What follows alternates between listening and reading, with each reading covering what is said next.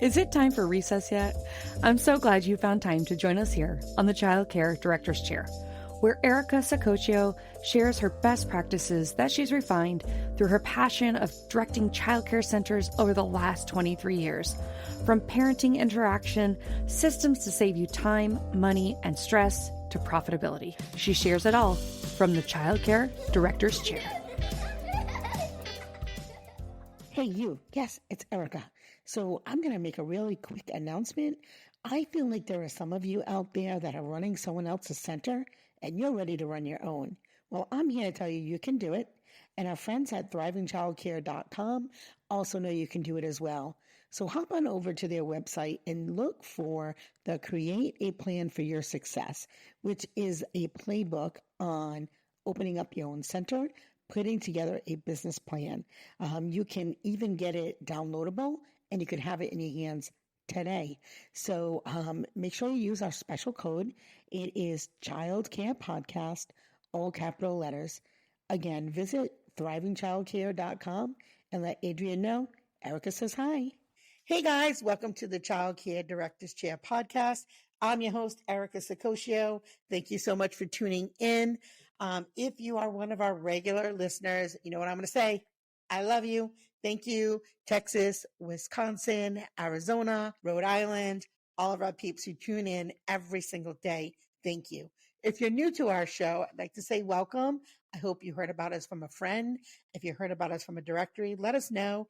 We love to know where people are coming in and finding our show. So without further ado, I like to talk a little bit about community. And so when we developed the show, we really want to think about how do we help with this childcare crisis and shortage of childcare centers. And it made me think about Marjorie Mallard, who I met at a conference probably about 2 months ago. And she does franchising. And I said, you know, that could be a really great option for somebody who is a childcare director at somebody's facility and is ready to make that move to open their own. So I invited her in on the show. I know that you're going to love her. So without further ado, I'm going to invite her in now. Hello, Marjorie. Hello, Erica. Great afternoon.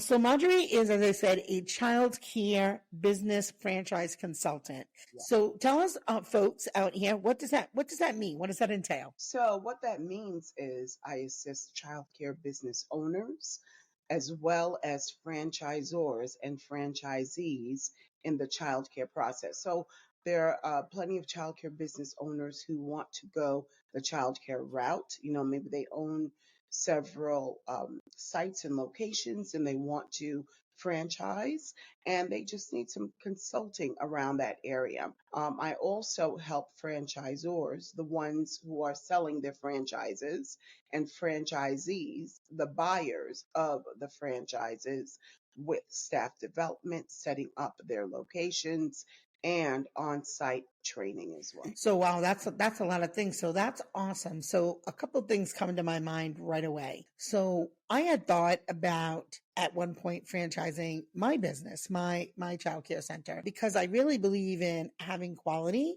but just in my experience, when I had multiple locations that I solely was responsible for, I feel like it can kind of get away from you because Yes. we talk very honest on this show. Yeah. You know, so there's a lot of people out there that tell you scale up, scale up, scale up, but there are very unique challenges that come with that. So a franchise could be a great model for someone to be able to scale up, but not necessarily be the person responsible for that location, right? So I'd love to talk about that again, because, you know, my mind is thinking about very recently, I love my field and I love our industry. And so we know that there are some really serious challenges right now. And I think we all as a group can help solve some of it. And so, you know, parents are having a hard time finding centers.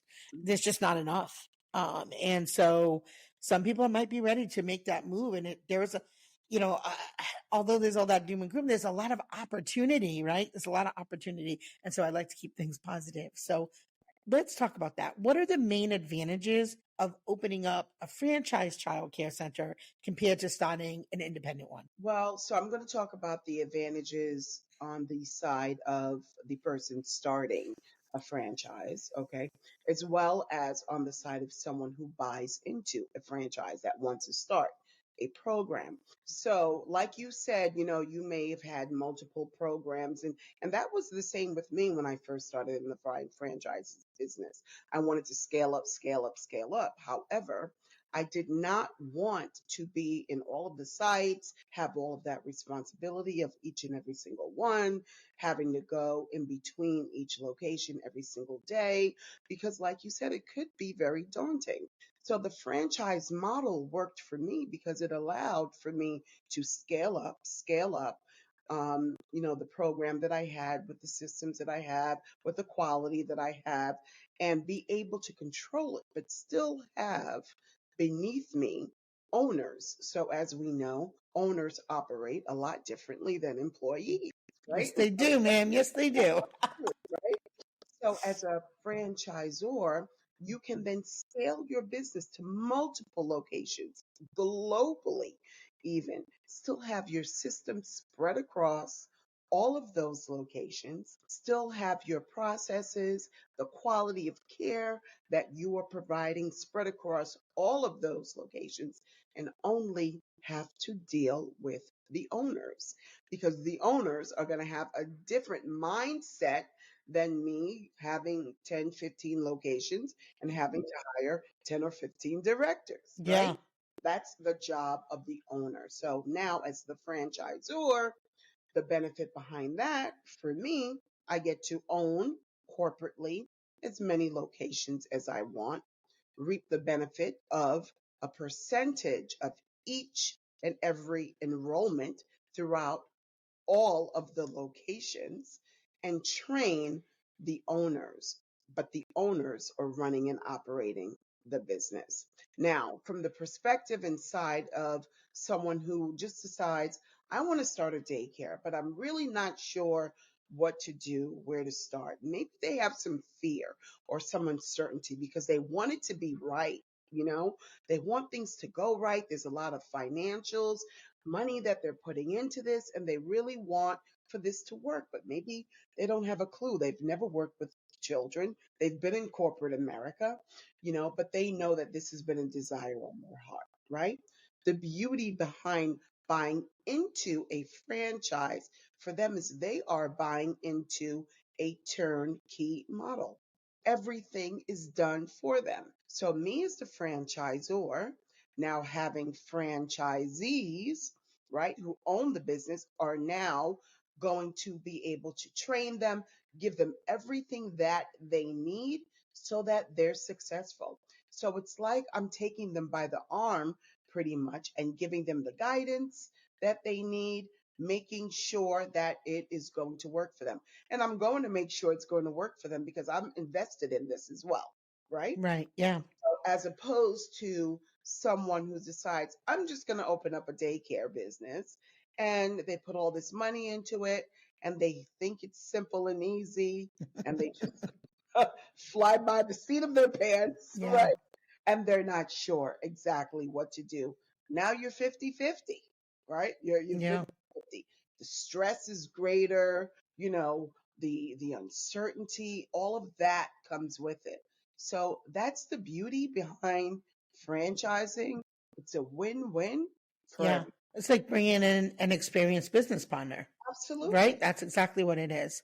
Yes. So, how do franchise daycares typically handle regulations and licensing? Because that's different from state to state. Ratios are different, requirements are different. So, how do you modify your framework, or how does that work? So the corporate entity, the top franchisor, which would be myself, right? Hmm. When you're doing the training, just as if I went into Minnesota and opened up a childcare in Delaware, I Hmm. would have to know the regulations. So I have to know the regulations to ensure that my franchisees are very on top of it and clear as to what the state is requiring for them. And they have to, it's their business as well, right? Yeah. So they have to get training, they have to make sure not only that they're following the model, but also that they're staying on top of the rules, the policies, and the Yeah. laws of the land.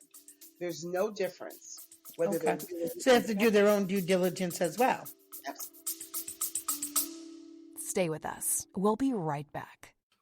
And so used to having everything in front of them right away that we forget that innovation just takes time. I myself, I get frustrated too. Why? And you know, this is being one of my best friends is, hey, I talk to you all the time. Hey, man, I'm frustrated in the fact that I can't seem to just get there in the next day. But that's just not how these things work, right? Innovation needs to be planned out. It needs to be very methodical. And then when it finally hits, that's when it seems like to everyone else that it sort of just came out of nowhere. But to you, you know the amount of dedication that it took over that time.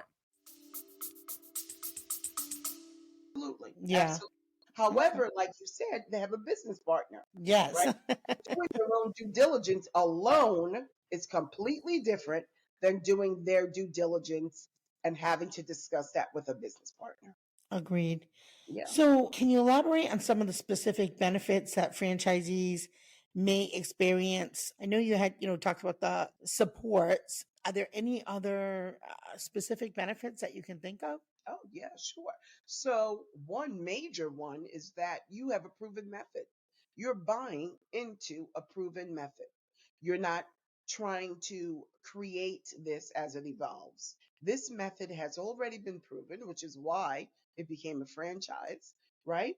And it's completely turnkey.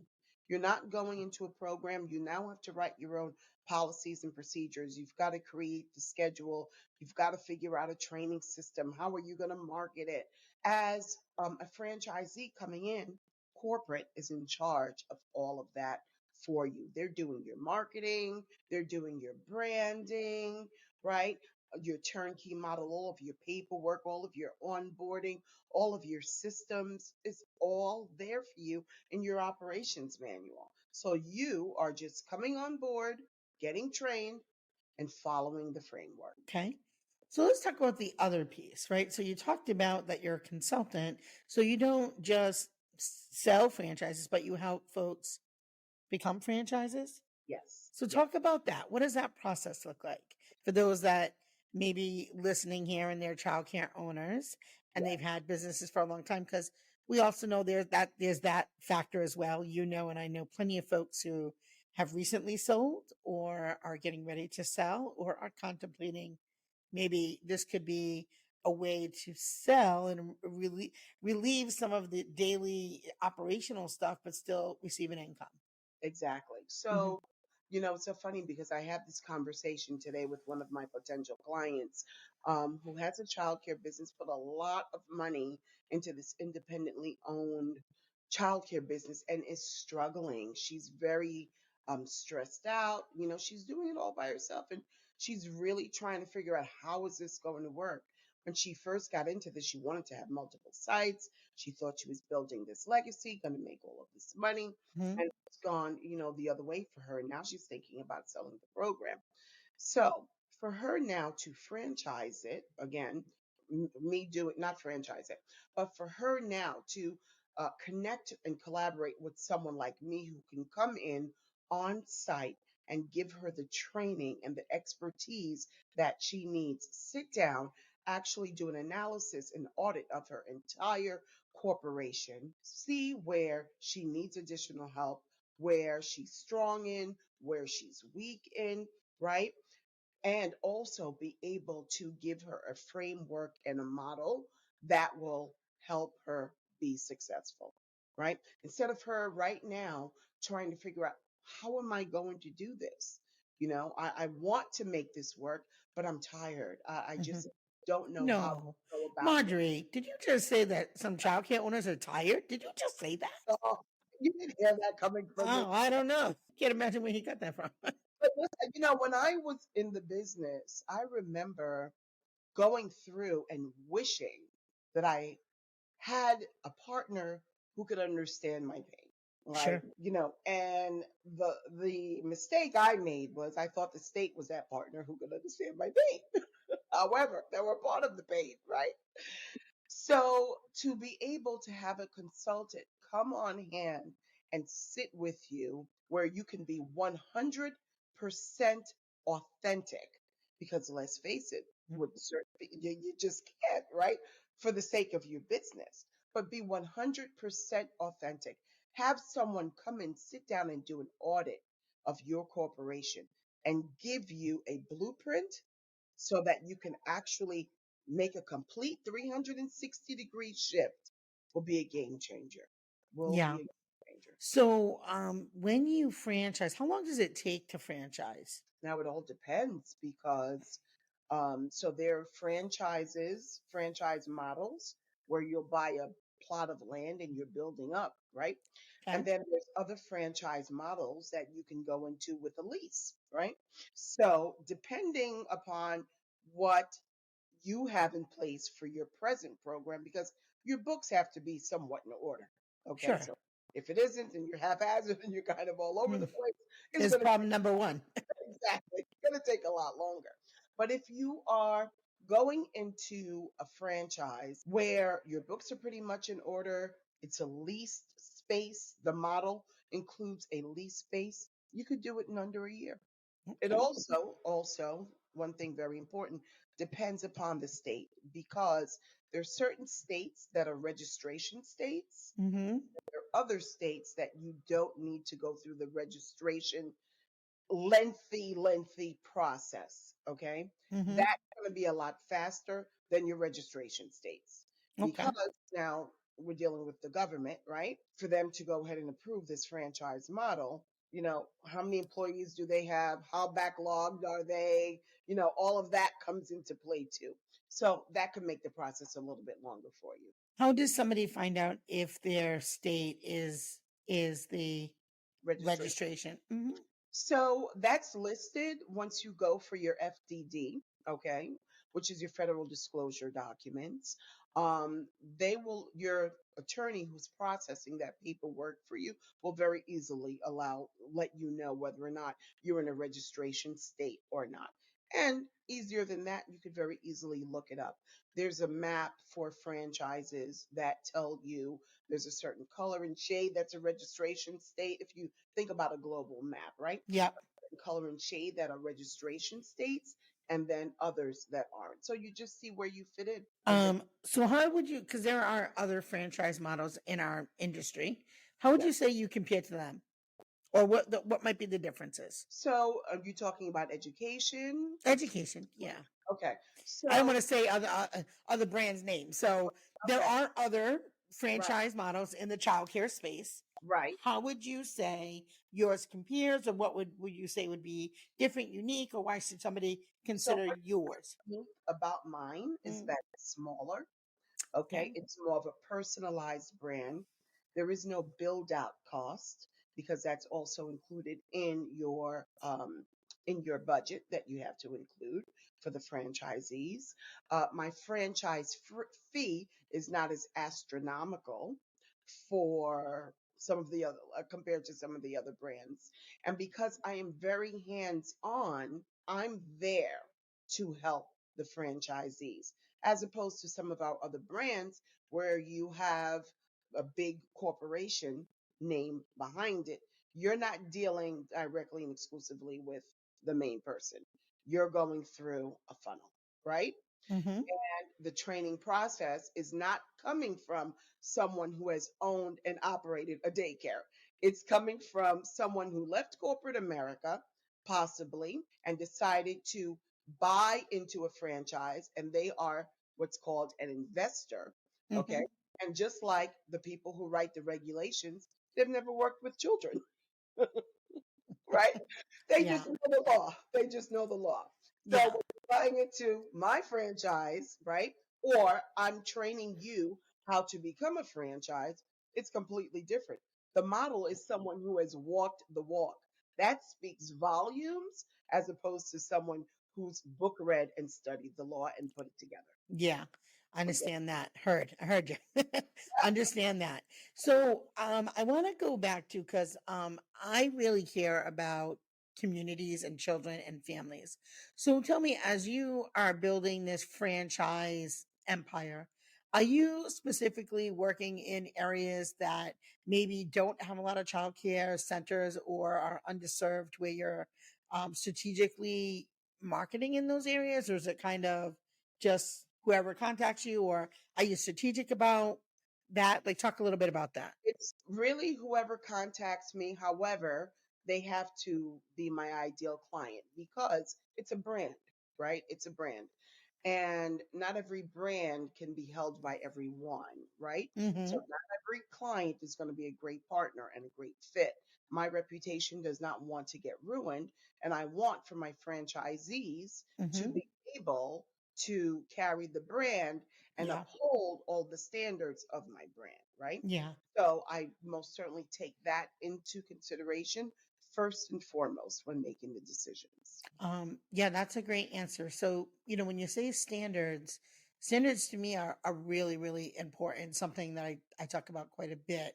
So I think we all get very connected to our centers, and we're emotionally connected, right? We're emotionally invested, not only financially, but emotionally. Um, what do you do because I've seen on the news in the last year, again, I will never say anybody's names, but there have been some franchisees that, uh, programs that have made the news. And like, so what do you do when somebody's not meeting your standards? Like, let's say because obviously they own it at that point, or a portion of it. Is that part of the documentation that says you will yeah. Absolutely. So Okay. they're contracting with me for a certain length of time.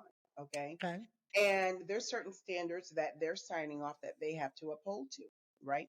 And just like anything else, if you think about a lease, Mm-hmm. if you break the terms of the lease, Yeah. right? What Okay. happens? Yeah. Good point. Board has the right, right, depending upon the state of the courts of the land of wherever they are, to Yeah. evict you, Mm-hmm. right? Same situation. Okay. Is there anything that I haven't asked you that you think listeners should know or that you want to share? Well, I just want to share to those listeners out there who are thinking about franchising their brand. It really isn't that much of a monstrosity as people make it out to be. I'm not saying it's easy, it requires a lot of work. However, with the right guidance and you're following the framework and doing the due diligence, it most certainly can be done. I even know of some brands that were family home daycares that went for franchising. Nice. So you do not have to have 10 corporations to Yeah. franchise. You don't. So if it's something that you're thinking about, definitely connect with me. No, Okay. let's put it together and let's try to make it work for you. I'm actually going to be in August hosting a free webinar for providers Okay. who are thinking about franchising their brand to explain the process. Okay. So definitely connect with me if it's something that you Yeah, and if you send us the link, we could put that in the link, the show notes. So, to my listeners out there who are listening, first of all, again, thank you so very, very much. If you're thinking about, starting a center or expanding your center or growing your center, I think, from somebody who has owned 6 childcare centers, it is a lot of work. And I am lucky enough to have a business partner, my sister. But yeah, I couldn't imagine doing it alone. So again, it might be something worth taking your time and seeing what resources are available to you before you make any major decisions when it comes to opening up a center. On the flip side of it, although you keep hearing doom and gloom, all of those things, there are lots of opportunities out there for those who are ready to make that leap. Certainly, the wait lists are long everywhere. There's no shortage of people looking sure. for care. Yeah, for sure.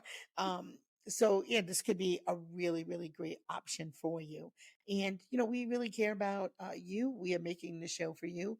And it's all about bringing resources and the best of the best to our listeners. So before we end, I'm going to ask a favor.